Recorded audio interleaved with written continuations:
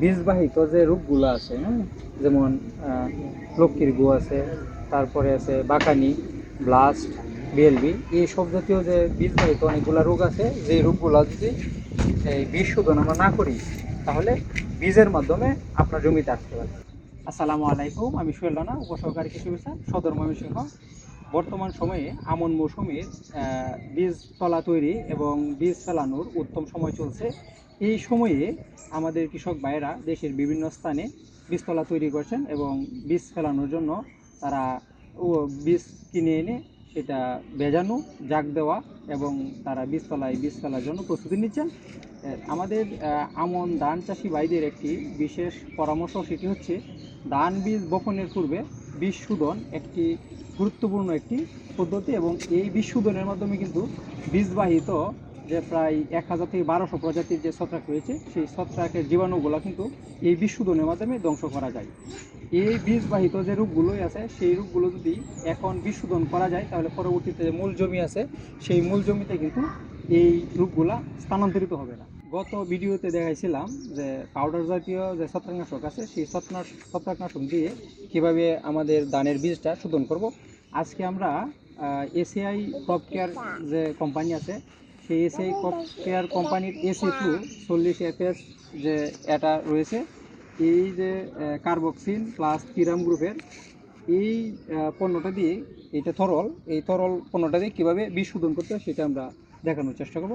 AC-Flu 40FS, এটা কি বিশেষ বৈশিষ্ট্য হচ্ছে, এটা হচ্ছে FS ফর্মুলেশন হওয়ার কারণে এর যে কার্যকারিতা সেটা হচ্ছে এই উপাদানটা আমাদের যে বীজ আছে সেই বীজের গায়ে সে সহজেই লেগে থাকতে পারে এবং সেই বীজের গায়ে একটা আলাদা একটা আস্তরণ তৈরি করে, যে আস্তরণ তৈরি করার ফলে সে বপনের পরেও কিন্তু দীর্ঘ সময় তার বীজকে সে সুরক্ষা দিতে পারে। তো কিছু স্পেশাল কার্যকারিতা আছে, এটা হলো নতুন করে যে ছত্রাকের স্পোর উৎপন্ন সেটা বন্ধ করে এবং ছত্রাকের যে এনজাইম তৈরি সেই এনজাইম তৈরিতে বাধাগ্রস্ত করে, এবং বিশেষ করে ছত্রাকের যে বংশবৃদ্ধি আছে সেই সম্পূর্ণ বংশবৃদ্ধিটাই সে নষ্ট করে দেয়। ফলে আপনার যে বীজটা এবং চারা অবস্থায় সম্পূর্ণভাবে আপনার যে সুরক্ষাটা দেওয়া সেটা দীর্ঘ সময় ধরে সুরক্ষা দিতে পারে। তাই আমরা আমাদের যে সকল কৃষক ভাইয়েরা আছেন তারা এই ধান বীজ বপনের আগে বীজ শোধন করে নেবেন। যদি কোনো কারণে কোনো কৃষক ভাই এই বীজ শোধন করতে ভুলে যান তাহলে কিন্তু এই যে AC-Flu আছে সেটা কিন্তু প্রতি লিটার পানিতে 3 মিলি হারে মিশিয়ে এই বীজ বপনের পর জমিতে স্প্রে করে দিলেও কিন্তু এটা কার্যকর। এই যে কার্বক্সিন প্লাস পিরাম গ্রুপের এই পণ্যটা দিয়ে, এটা তরল, এই তরল পণ্যটা দিয়ে কীভাবে বীজ শোধন করতে হয় সেটা আমরা দেখানোর চেষ্টা করব। প্রথমে হচ্ছে আমরা বাজার থেকে যে বীজটা কিনে আনবো, সেটা কিনে আনার পরে আমরা দেখালাম যেটা যে রোদ্রে আমরা 2-3 ঘন্টা এটা শুকাবো। শুকানোর পরে এটা আমরা ছায়াযুক্ত স্থানে এনে তারপর আরও 2-3 ঘন্টা রেখে দিব। বীজটা যখন ঠান্ডা হবে, ঠান্ডা হলে আমরা ওই যে ভিজানোর জন্য সেটা আমরা করব, তখন আমরা পানিতে এই বীজটা আমরা সরাসরিভাবে ঢেলে দিব। ঢেলে দেওয়ার পর আমরা হালকা নাড়াচাড়া করব। এভাবে আমরা হাত দিয়ে নাড়াচাড়া করব। নাড়াচাড়া করলে দেখবেন যে অপুষ্ট বা ভাঙা বা অন্য যে অবীজ যেগুলো রয়েছে সেগুলো উপরে বেসে যাবে, সেগুলো আমরা হাত দিয়ে তুলে ফেলে দিব। হ্যাঁ, ফেলে দেওয়ার পর যে বীজগুলো পানির নিচে জমা হবে সেই বীজগুলো হলো পুষ্ট বীজ, এবং সেইগুলো বীজ থেকেই আমাদের এই যে প্রত্যেকটা বীজ থেকে অঙ্কুর বের হবে এবং সেইগুলো থেকে যে চারাটা হবে সেই চারাটা সুস্থ সবল হবে। এইভাবে আমরা 12 ঘন্টা থেকে 24 ঘন্টা পর্যন্ত রেখে দেবো। যদি হাইব্রিড বীজ হয় তাহলে 12 থেকে 24 ঘন্টা রাখবো, আর যদি উফশি জাত হয় তাহলে 24 ঘন্টা ভিজে রাখবো। এইভাবে আমরা 12 থেকে 24 ঘন্টা বীজ ভিজানোর পর বীজের যে পানিটা আছে সেই পানিটা আমরা ফেলে দিব।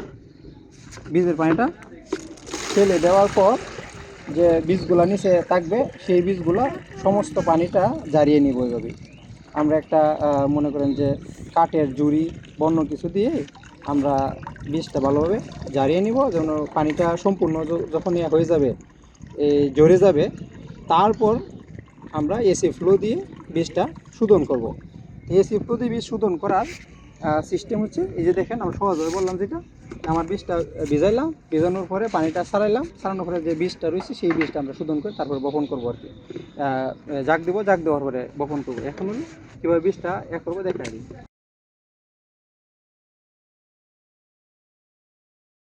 হচ্ছে আমাদের এই যে বীজের কিন্তু পানিটা সম্পূর্ণ জারিয়ে নিয়েছি। এখন হলো জর্জরা যে বীজটা রয়েছে সেই বীজে কিন্তু আমরা এই যে এসি ফ্লো আছে, এসি ফ্লো 40 FS, সেটা হলো প্রতি কেজি বীজের জন্য 3 মিলি আমরা বিশুদ্ধক এটার মধ্যে ঢেলে দিব। ঢেলে দেওয়ার পর আমরা হাত দিয়ে এটা এভাবে মিক্স করে নিব। যেহেতু এটি একটি ছত্রাকনাশক, তাই এটি আমাদের স্বাস্থ্যের জন্য ঝুঁকি হতে পারে। সেই জন্য আমরা একটি গ্লাভস বা একটি পলিথিন পলিথিন দিয়ে হাতটা ডেকে নিব এবং ডেকে নিয়ে এইভাবে মিক্স করে আমরা বীজটা এইভাবে সম্পূর্ণ যে বীজ আছে বীজের সাথে আমরা এইভাবে মিক্স করে দেবো এবং বীজটা হালকা লালচে বা পিঙ্ক কালারের হয়ে যাবে। তারপর এই বীজটা আমরা জাগ দেবো, জাগ দেওয়ার পরে বপন করবো। এখন